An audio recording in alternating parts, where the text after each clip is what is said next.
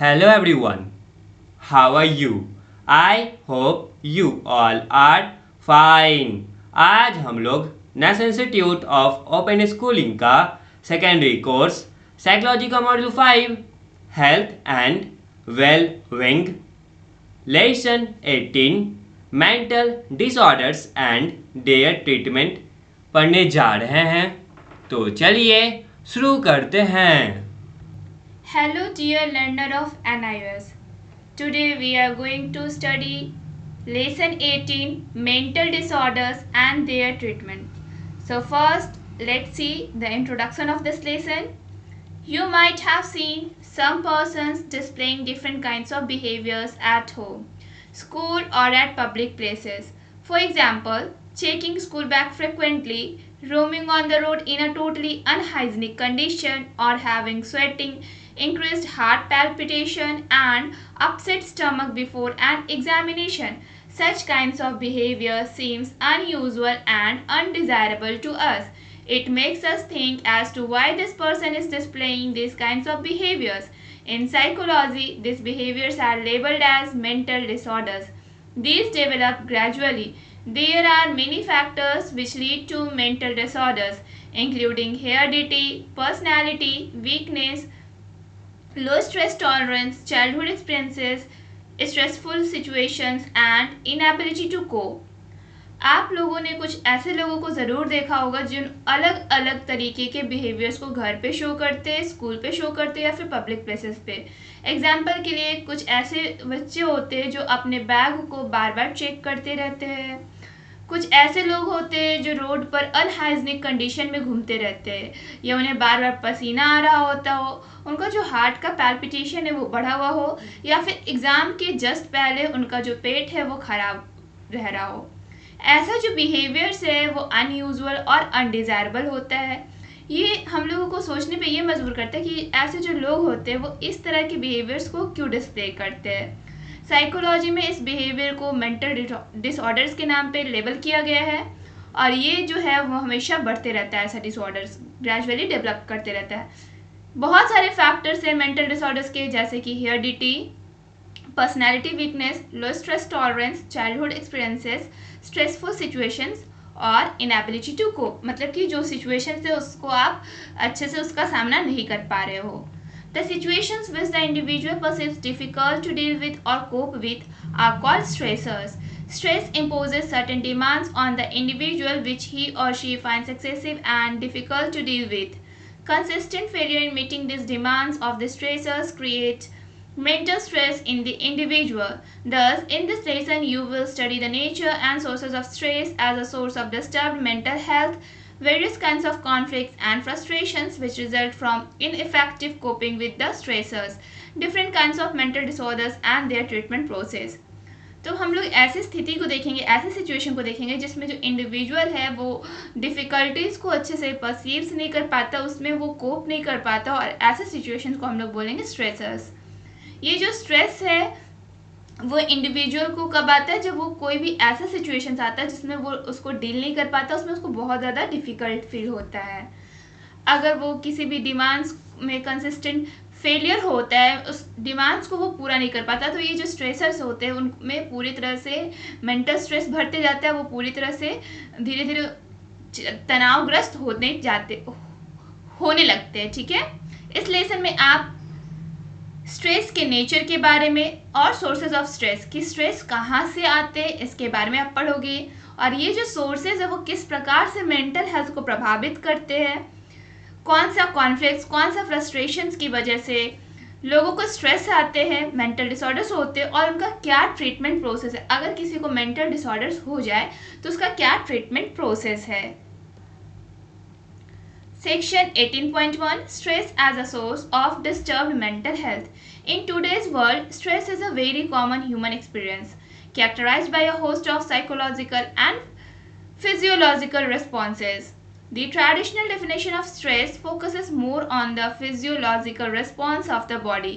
Hans Selye coined the term stress, defined it as a non-specific response of the body to any demand on it. The definition of Hans Selye has a psychological basis and it gives more importance to the activities of hormones which are secreted by adrenal and other glands.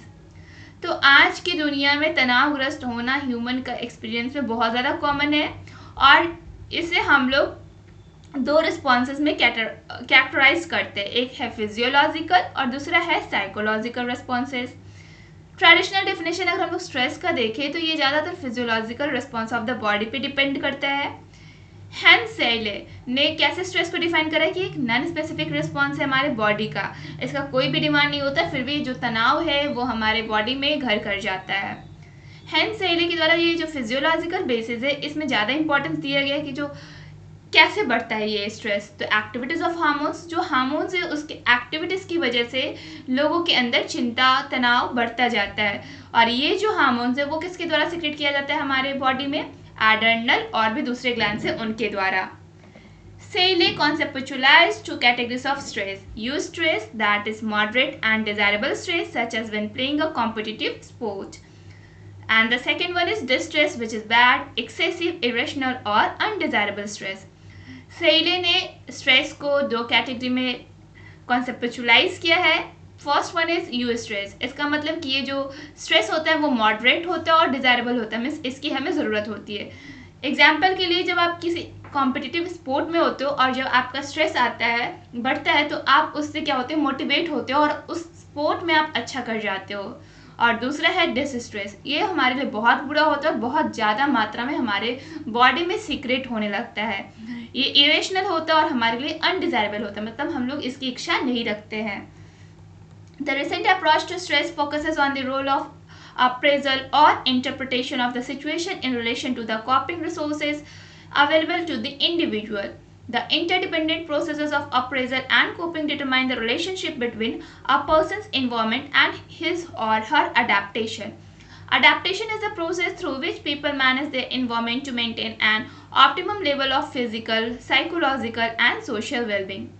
तो recent approach हम लोग stress पर देखें तो इसमें क्या है कि जो interpretation of the situation means जो भी स्ट्रेस होता है वो किसकी वजह से होता है, किसी स्थिति की वजह से, कि आप जो स्थिति में किस प्रकार से उससे लड़ने के लिए तैयार हो, उस सिचुएशन से आप किस प्रकार से फाइट कर रहे हो, उसका सामना आप कर भी पा रहे हो या फिर नहीं कर पा रहे हो। ठीक है, ये जो इंटरडिपेंडेंट प्रोसेस है कोपिंग करने का और अप्रेजल करने का, ये एक दूसरे पे निर्भर है, किस पे, पर्सन्स के इन्वायरमेंट पे और उसके अडेप्टेशन का, कि उसके जो इन्वायरमेंट है एक व्यक्ति का, उसका चारों तरफ का माहौल कैसा है और वो उस माहौल में कैसे अपने आप को अडेप्ट कर पा रहा है। अडेप्टेशन एक ऐसा प्रोसेस जिसमें जो लोग अपने इन्वायरमेंट को मैनेज करते हैं optimal level of physical, psychological and social wellbeing तक। Section 18.1.1 Stressors. Till now you have come to understand the meaning of stress. It is also important to know which objects or events create stress in the individual. Any event or object in the environment that has potential to induce stress in the individual is called a stressor. Example, too many assignments, disasters created by earthquake, etc. Stressors can be broadly organized under the following categories. अब तो आपको पता चल गया होगा, आपने समझ गए होंगे कि स्ट्रेस का मतलब क्या होता है, ये चिंता तनाव क्या होता है। अब हमारे लिए ये भी ज़रूरी है कि कौन सा ऐसा ऑब्जेक्ट है या इवेंट है जो किसी इंडिविजुअल के अंदर स्ट्रेस को क्रिएट करता है। कोई भी ऐसा इवेंट या ऑब्जेक्ट हमारे इन्वायरमेंट में जो कि किसी भी व्यक्ति को पोटेंशियली स्ट्रेसफुल बनाने में कामयाब हो जाता है, इस चीज़ को हम लोग बोलेंगे स्ट्रेसर। एग्जाम्पल के लिए अगर कोई स्टूडेंट है उसको बहुत ज़्यादा असाइनमेंट दे दिया गया हो, या फिर कोई ऑफिस में वर्क करता है उसे बहुत ज़्यादा असाइनमेंट दे दिया गया हो, तो वो स्ट्रेस से तुरंत प्रभावित हो जाएगा। अगर अर्थक्वेक के द्वारा कोई डिजास्टर हो गया हो बड़ा सा, उसमें भी लोगों को चिंता बढ़ जाती है। ये जो स्ट्रेसर्स है हम लोग इसको कुछ कैटेगरीज में डिवाइड कर सकते हैं। First one is major life events and changes. Under this category, any event in one's life is considered which has significant and enduring impact on the individual. Example, marriage, retirement or divorce. तो किसी person के events, life के major events या changes भी हम लोग को stressful बनाने में कामयाब हो सकता है। जैसे कि इस कैटेगरी में कोई भी इवेंट एक किसी की लाइफ में हो रहा है उसे हम लोग सिग्निफिकेंट मान सकते हैं और उसका एक लंबा इम्पैक्ट किसी इंडिविजुअल की लाइफ में पड़ सकता है। एग्जाम्पल के लिए मैरिज, मतलब जब किसी का शादी होता है तो इससे भी वो कभी कभी स्ट्रेस में चला जाता है। अगर कोई रिटायरमेंट जिसको मिलने वाला था उसमें भी वो स्ट्रेस में चला जाता है, जैसे कि वो बहुत दिन से जॉब कर रहा हो और उसे पता है कि अब उसे रिटायरमेंट होना और वो अब सेम ड्यूटी नहीं कर सकता है, जिसकी वजह से वो बंदा स्ट्रेस में जा सकता है। या फिर किसी कारणवश अगर उसका डाइवोर्स होता है, मैरिज लाइफ उसका खराब हो जाता है, तो इसकी वजह से भी वो इंडिविजुअल स्ट्रेस में चला जाता है। Daily hazards. Hazards are those irritating, frustrating, and distressing demands that the individual encounters in everyday life. Example: misplacing or losing items, having deadlines, getting caught in traffic jams, waiting in lines. तो daily hazards मतलब कि वैसी ये ऐसी चीज़ है जो आपको stress में ये भी आपको डाल सकता है, जैसे कि जो आप परेशानियों को डेली सामना करते हो। हैज़र्ड्स वो चीज़ है जो आपको इरिटेट करता है, फ्रस्ट्रेट करता है और डिस्ट्रेस करता है एक इंडिविजुअल को एवरीडे लाइफ में। जैसे कि आपका जो कोई सामान है वो मिसप्लेस हो गया हो, दूसरे से बदल गया हो, या आप अपने सामान को खो दिए हो तो आपको स्ट्रेस हो सकता है।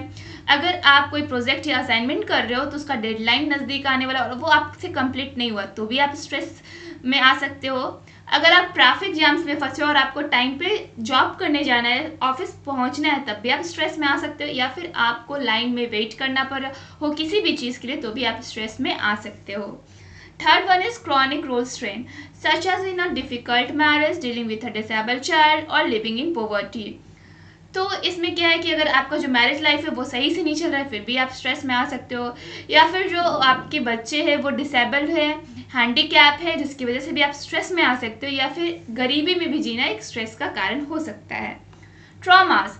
These are unexpected, horrifying, or deeply disturbing incidents which create a significant impact on life. Example: nuclear attack, bomb blast, or death of a loved one.